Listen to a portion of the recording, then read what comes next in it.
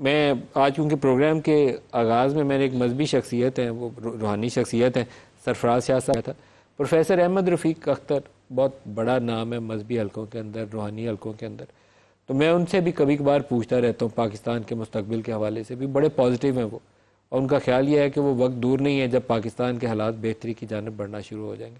تو بعض اوقات میں بزرگوں سے دعا بھی پوچھتا ہوں کہ بتائیے کہ کون سی ایسی دعا پڑھنی چاہیے.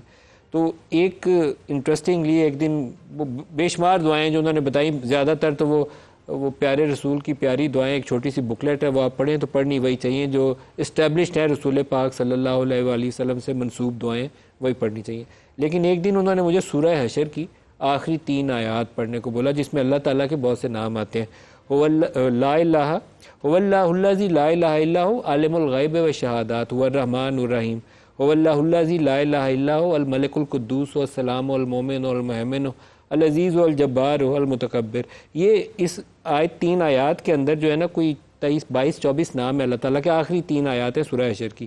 تو میں پروگرام کے آج اینڈ میں جہاں بہت ساری مذہبی باتیں بھی ہوئی ہیں، تو آپ ساروں کی نظر یہ پروفیسر احمد رفیق اختر نے یہ دعا قرآن پاک کی آیات ہے، تو پوری پاکستانی قوم کو پڑھ کے تو دعائیں مانگنی چاہیے کہ اللہ پاک پاکستان کے حالات میں بہتری لائے، لوگوں کی زندگیوں میں بہتری لائے.